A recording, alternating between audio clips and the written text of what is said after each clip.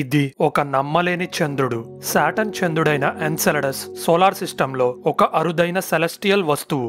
ఇది United Kingdom లో fit అయ్యేంత చిన్నగా ఉంటుంది. గడ్డగట్టి ఉన్న దీని నేల చాలా వైట్ గా కనబడుతుంది. వీటి మీద పెద్ద పెద్ద పగుళ్లని కూడా గుర్తించాం. అయితే ఇలాంటి వింత లక్షణాలు దాని సర్ఫేస్ కి మాత్రమే పరిమితం కాదు. దాని కింద ఒక రహస్యమైన నీటి వనరుని కనిపెట్టాం. ఇది ఒక మహాసముద్రం అయి ఉండొచ్చు. నేల లోపల ఉంది కాబట్టి దీన్ని సబ్ సర్ఫేస్ ఓషన్ అంటున్నారు. షాకింగ్ ఫ్యాక్ట్ ఏంటంటే ఈ ఎన్సెలడస్ సముద్రంలో జీవం ఉండొచ్చు. ఎందుకంటే అందులో జీవానికి కావలసిన కెమికల్స్ ని గుర్తించాం. అయితే ఎన్సెలడస్ గురించి మనకి 100% తెలుసు అని నేను చెప్పలేను. కానీ సాటర్న్ సిస్టమ్ ని శోధించడానికి వెళ్లిన స్పేస్ క్రాఫ్ట్స్ ద్వారా దాని రహస్యాల కోసం ఇంకా లోతుగా చూద్దాం. ఎన్సెలడస్ ఎందుకింత కాంతివంతంగా ఉంది? దాని మీద ఇంత పెద్ద పగుళ్లు ఎలా పుట్టాయి?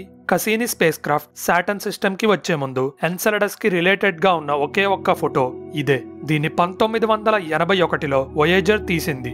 దీంతో ఎన్సెలడస్ ఒక యాక్టివ్ వరల్డ్ అని అర్థమైంది. భూమి యొక్క చంద్రుణ్ణి యాక్టివ్ వరల్డ్ అనలేము, ఎందుకంటే దాని మీద అగ్నిపర్వతాలు బద్దలైనట్టు కానీ నేల లోపల టెక్టానిక్ ప్లేట్స్ కదులుతున్నట్టు కానీ మనం గుర్తించలేదు. కానీ ఎన్సెలడస్ అలా కాదు. దాని మీద ఒక సైడ్ అంతా క్రేటర్స్ అంటే గుంటలు ఉంటాయి, ఇంకో సైడ్ మాత్రం చాలా స్మూత్ గా ఉంటుంది. దీన్ని బట్టి మనకి ఒక విషయం అర్థం అవ్వాలి, అదే ఎన్సెలడస్ సగభాగాల మధ్య ఏజ్ డిఫరెన్స్ ఉంది అని. ఫాస్ట్ ఫార్వర్డ్ చేస్తే 23 సంవత్సరాల తర్వాత కసీని స్పేస్ క్రాఫ్ట్ సాటర్న్ దగ్గరికి వచ్చింది. అప్పుడు అది ఎన్సెలడస్ ని ఇంకా డీటెయిల్డ్ గా ఫోటో తీసింది.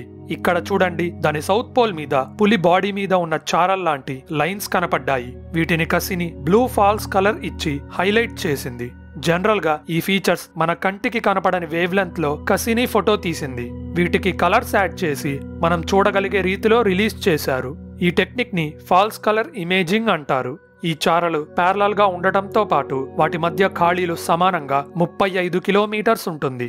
అసలు ఆస్ట్రోనామికల్ వస్తువుల్లో సమానత్వం చాలా అరుదు. అయితే ఒక్కో స్ట్రైప్ పొడవు 130 కిలోమీటర్స్ వరకు ఉండొచ్చు. వింత విషయం ఏంటంటే ఈ ఎన్సెలడస్ స్ట్రైప్స్ పేలుతున్నాయి. అంటే వీటిలో నుండి ఐస్ తో నిండిన పదార్థం బయటికి వస్తుంది. భూమి మీద అగ్నిపర్వతాలు లావా వల్ల నేల లోపల ఉన్న నీరు ఫోర్స్ఫుల్ గా బయటికి వస్తుంది కదా, వీటిని గైజర్స్ అంటారు. కానీ ఎన్సెలడస్ లో జరిగే ప్రాసెస్ ఇది కాదు. ఒక వాటర్ బాటిల్ తీసుకోండి, దాన్ని క్రాక్ చేసి నీరు జట్ల బయటికి వస్తుంది కదా, సేమ్ ఎన్సెలడస్ నేల క్రాక్ అవడం వల్ల లోపల ఉండే ఐస్ పదార్థం జట్ల బయటికి వస్తుంది. సాటర్న్ చాలా పెద్దది. దీని గ్రావిటీ వల్ల ఎన్సెలడస్ టైడల్ ఫ్లెక్సింగ్ కి గురవుతుంది. సింపుల్ గా చెప్పాలంటే ఒక రబ్బర్ బ్యాండ్ ని లాగి వదిలిపెట్టినట్టుగా సాటర్న్ ఎన్సెలడస్ ని లాగుతుంది. దీనివల్ల ఎన్సెలడస్ షేప్ మారుతుంది. అందుకే పోల్స్ మీదున్న ఐస్ షీట్స్ సన్నగా మారి క్రాక్ అయ్యే అవకాశం ఉంటుంది. ఒకసారి క్రాక్ అయ్యాక అది మూసుకోవటం కష్టం, ఎందుకంటే సాటర్న్ నుండి వచ్చే గ్రావిటీ ఆ క్రాక్స్ ని పెద్దవి చిన్నవి చేస్తూ ఉంటాయి. ఈ ఖాళీల నుండి బయటికి వచ్చిన నీరు స్పేస్ యొక్క మైనస్ టెంపరేచర్స్ లో ఫ్రీజ్ అయిపోతుంది. సో ఇది మళ్ళీ ఎన్సెలడస్ సర్ఫేస్ మీద పడేటప్పుడు మంచుగా మారుతుంది. అందుకే ఎన్సెలడస్ నేల మీద ఎక్కడ పడితే అక్కడ మంచు ఉంటుంది. ఒక చోట ఎక్కువ ఉంటే ఇంకో చోట తక్కువ ఉంటుంది. ఇలా ఎందుకు జరుగుతుంది? ఎన్సెలడస్ నేల మీద కొన్ని చోట్ల 100 మీటర్స్ లోతు ఉన్న మంచు లేయర్స్ ని కనిపెడితే మరికొన్ని చోట్ల 700 మీటర్ల లోతు లేయర్స్ ని కూడా కనిపెట్టాం. ఈ లోతులో ప్రపంచంలోనే అతి ఎత్తైన బుర్జ్ ఖలీఫా కూడా పడుతుంది. ఇంత ఎక్కువ స్నో ఎలా పేరుకుపోతుందో ఇప్పటికి కూడా మిస్టరీగానే ఉంది. కొన్ని లెక్కల ప్రకారం ఇంత స్నో ఫామ్ అవ్వాలి అంటే ఎన్సెలడస్ క్రాక్స్ నుండి 4.5 బిలియన్ సంవత్సరాలుగా నీరు బయటికి వస్తూనే ఉండాలి. అంటే సోలార్ సిస్టమ్ అంత ఏజ్ అన్నమాట. ఇంకో నమ్మలేని నిజమేంటంటే ఈ స్నో చాలా సాఫ్ట్ గా ఉంటుంది. భూమి మీద ఒక మంచు కణం యొక్క సైజ్ 0.5 మిల్లీమీటర్స్ డయామీటర్ వరకు ఉండొచ్చు. అయితే ఎన్సెలడస్ స్నో మాత్రం మిల్లీమీటర్స్ కంటే తక్కువ, అంటే మైక్రాన్స్ లో ఉండొచ్చు. అంటే మీరు రోజు రాసుకునే పౌడర్ అంత స్మూత్ గా ఉంటుంది. అయితే ఎన్సెలడస్ పుట్టగానే వెంటనే సర్ఫేస్ పగిలి నీరు బయటికి వచ్చింది అని సైంటిస్టులు అనుకోవడం లేదు. కానీ పగిలిన మొదటి స్టేజెస్ లో చాలా ఎక్కువ మొత్తంలో నీరు విడుదలైంది. ఆ సమయంలో ఎక్కువ మొత్తంలో స్నో పేరుకుపోయింది. అయితే ఇప్పుడు అంత స్నో పుట్టడం లేదు. అందుకే ఎన్సెలడస్ మీద ఒక చోట ఎక్కువ స్నో ఉంటే ఇంకో చోట తక్కువగా ఉంటుంది. ఈ స్నో అంతా వైట్ కలర్ లో ఉంటుంది కదా. ఇతర కలర్స్ కంటే వైట్ కలర్ కాంతిని ఎక్కువగా రిఫ్లెక్ట్ చేస్తుంది. ఎన్సెలడస్ స్నో ఏకంగా 90% సూర్యకాంతిని రిఫ్లెక్ట్ చేస్తుంది. అందుకే అది సోలార్ సిస్టమ్ లో అత్యంత రిఫ్లెక్టివ్, అంటే ఎక్కువ కాంతిని రిఫ్లెక్ట్ చేసే వస్తువుగా రికార్డ్స్ తిరగరాసింది. అయితే ఎన్సెలడస్ మీద పుట్టే మంచు కణాలు సాటర్న్ రింగ్స్ ని కూడా వదిలిపెట్టవు. కొన్ని సాటర్న్ చంద్రుళ్లు కోట్ల సంవత్సరాల క్రితం విరిగిపోయి చుట్టూ తిరగడం మొదలుపెట్టాయి. పెట్టాయి. ఇవే ఇప్పుడు A, B, C, D, E, F, G rings రూపంలో మనం చూడొచ్చు. అయితే ఎన్సెలడస్ సాటర్న్ చుట్టూ తిరుగుతూ ఒక స్ప్రే బాటిల్లా మంచుని స్ప్రే చేస్తుంది. ఇదే ఈ రింగ్ రూపంలో సెటిల్ అయింది. అయితే మొత్తం స్నో రింగ్స్ గా ఫామ్ అవ్వదు. దాంట్లో బరువు ఎక్కువగా ఉన్న కణాలు ఎన్సెలడస్ మీద పడిపోతే తేలికపాటి కణాలు రింగ్స్ లోకి వెళ్లిపోతాయి. ఇలా ఎన్సెలడస్ ఐస్ స్ప్రే చేస్తున్నప్పుడు కసీని తీసిన ఈ ఫోటోలో తీగల్లాంటి ఆకారాల్ని చూడొచ్చు. అయితే ఎన్సెలడస్ ఐస్ గోళ రింగ్స్ కి మాత్రమే పరిమితం కాలేదు. దానివల్ల మరికొన్ని సాటర్న్ చంద్రులు కూడా ఐస్ తో కవర్ అయ్యాయి. ఈ రింగ్ లో కదిలే టెథిస్ చంద్రుడి మీద కొన్ని కాంతివంతమైన ప్రాంతాలు బయటపడ్డాయి.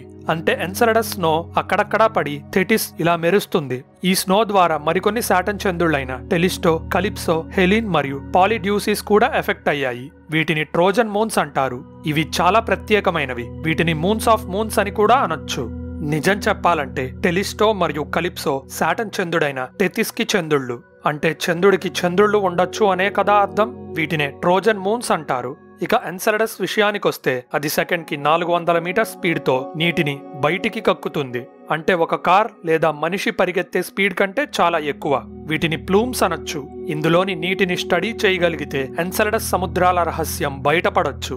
2008 అండ్ 2015 మధ్యలో కసీని ఈ ప్లూమ్స్ నుండి అనేక సార్లు ట్రావెల్ చేసి అందులోని మెటీరియల్ ని అనలైజ్ చేసింది. అప్పుడే ఒక నమ్మలేని నిజం బయటపడింది. అదే ఎన్సెలడస్ సముద్రాల్లో జీవానికి సంబంధించిన కెమికల్స్ ఉన్నాయి అని. సేమ్ భూమి సముద్రాల్లానే ఎన్సెలడస్ సముద్రాలు కూడా ఉప్పగా ఉంటాయి. అలానే కెసిని ఈ రింగ్ గుండా వెళ్లినప్పుడు అందులో కొన్ని వింత కణాల్ని కనిపెట్టింది. వీటిని నానోగ్రెయిన్స్ అనొచ్చు. 90 డిగ్రీ సెల్సియస్ కంటే ఎక్కువగా ఉన్న టెంపరేచర్ లో మాత్రమే నీరు మరియు రాయి కలిసి ఇలాంటి నానోగ్రెయిన్స్ లాంటి కణాల్ని సృష్టించగలవు. దీన్ని బట్టి సైంటిస్టులు ఒక విషయాన్ని అర్థం చేసుకున్నారు. అదే ఎన్సెలడస్ సముద్రం అడుగున వేడి పుడుతుంది అని. ఈ వేడి హైడ్రోథర్మల్ వెంట్స్ ద్వారా బయటికి వచ్చి సముద్రాన్ని వెచ్చగా ఉంచుతుంది. వేడి నీరు కెమికల్స్ ఉంటే ఏమవుతుందో మీకు తెలుసు. ఇప్పుడు ఎన్సెలడస్ సముద్రాల్లో జరిగే చర్యలే కొన్ని కోట్ల సంవత్సరాల క్రితం భూమి సముద్రాల అడుగునే జరిగాయి. అంటే వేడి ద్వారా కెమికల్స్ కలిసి మొదటి జీవం పుట్టింది. సో ఎన్సెలడస్ మీద జీవం ఉండే అవకాశం ఉంది. మేబీ మల్టీ సెల్యులర్ జీవులు కాకపోయినా బ్యాక్టీరియా లాంటి సింగిల్ సెల్ జీవులు ఉండే అవకాశం ఉంది. ఏమో, భవిష్యత్తు మిషన్స్ ఈ మిస్టరీని ఛేదించగలవని నా నమ్మకం. దీని టెంపరేచర్ -200 డిగ్రీ సెల్సియస్ అంత తక్కువగా ఉన్నా కానీ సముద్రాలు మాత్రం 30 నుండి 40 కిలోమీటర్స్ లోతుంటాయి. ఇంకో వింత విషయం ఏంటంటే ఎన్సెలడస్ సర్ఫేస్ లో సగం మాత్రమే గుంటలతో నిండి ఉంటుంది. సాటర్న్ సిస్టమ్ కి అట్రాక్ట్ అయిన చిన్న చిన్న అంతరిక్ష రాళ్లు గుద్ది ఈ క్రేటర్స్ ఏర్పడ్డాయి. నిజం చెప్పాలంటే మిగిలిన క్రేటర్స్ లో స్నో పేరుకుపోవడం వల్ల మనం గుర్తించలేకపోతున్నాం.